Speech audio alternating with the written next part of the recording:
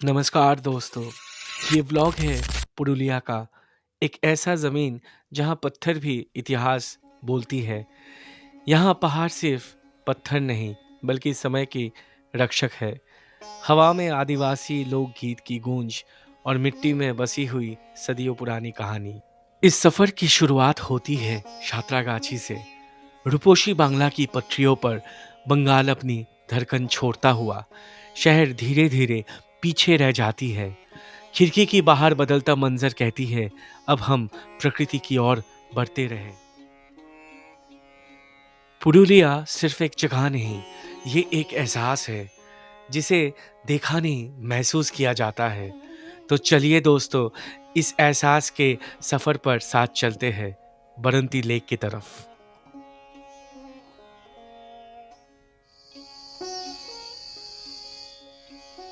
पहले दिन जब हम बरंती पहुंचे, लगा जैसे सफर नहीं, खुद प्रकृति ने हमें बुलाया हो। बरंती विलेज रिसोर्ट में चेक इन करते ही शहर का शोर कहीं पीछे छूट गया। ये रिसोर्ट सिर्फ रहने की जगह नहीं, ये प्रकृति का एक हिस्सा है। सामने फैला हुआ बरंती लेक, जिसमें आसमान अपना अक्ष दिखता है और उसके पहलू में खड़े पहाड़ जैसे खामोश पहरेदार।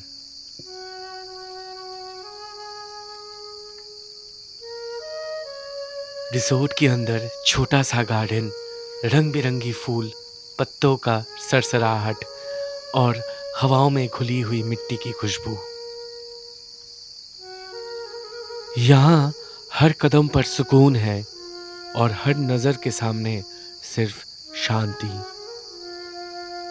रिसोर्ट के अंदर कदम रखते ही चारों तरफ फूलों का बगीचा, रंग, खुशबू और सुकून सब एक साथ बोल उठते हैं।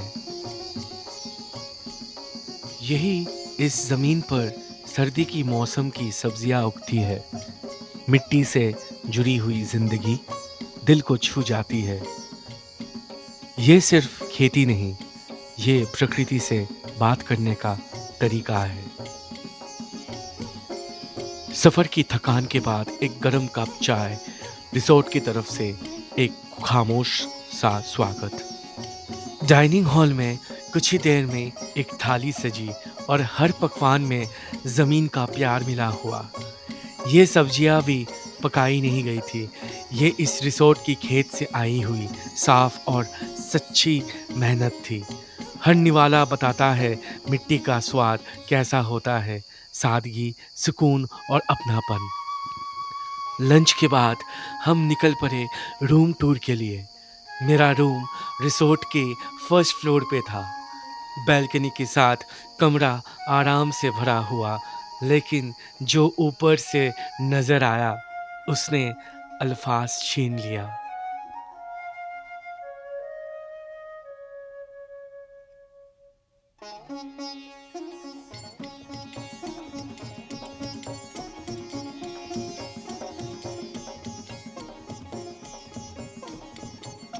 बैल्कनी से पूरा बरंती खुल जाती है।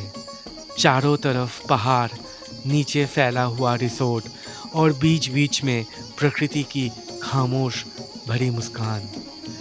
बरंती की पहाड़ सिर्फ पत्थर और मिट्टी ही नहीं, कहा जाता है ये पहाड़ हजारों सालों से हवाओं के साथ बात करते आए हैं और यहीं से निकली दामोदर नदी की कहानी। आगे चलकर बंगाल की जिंदगी जो बनी थी। इन पहाड़ों का जंगल कभी आदिवासी संस्कृति का घर रहा है, जहाँ हर पत्ता, हर मोड़ अपनी अलग पहचान रखता है।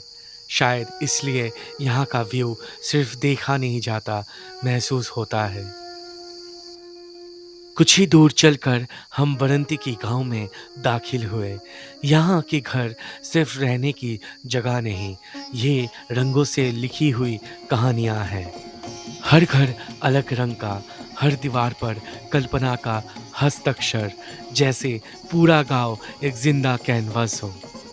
यहाँ की घर मिट्टी से बने हैं, वही मिट्टी जो इन लोगों की पहचान है। यहाँ की आदि भाषा बंगाल से बिल्कुल अलग है। ना हम पढ़ पाते हैं, ना पूरी तरह समझ पाते हैं, लेकिन जज़्बा बिना शब्दों के समझ आ जाता है। यहाँ की लोग बहुत मेहनती है और मेहमान के सामने उनकी मुस्कान ही सबसे पहला स्वागत होती है। ड्राइंग और वॉल पेंटिंग यहाँ सिर्फ कला नहीं, ये संस्कृति है, पहचान है और पीढ़ी दर पीढ़ी चली आ रही जुबान। চিস রং করছি। রং করছিস বাহ পরব তো আজকে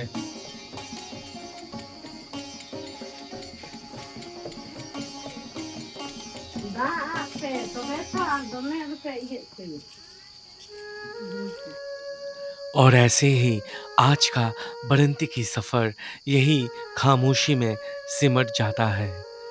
ये सिर्फ घूमने की जगह नहीं थी, ये एक एहसास था जो धीरे से दिल में बस गया। फिर मिलेंगे पुरुलिया की नेक्स्ट एपिसोड में, जहाँ मैं आपको ले चलूँगा किसी और अनजानी कहानी की तरह, किसी और ख़ास गार्डन और स्टोरी टेलिंग की तरफ।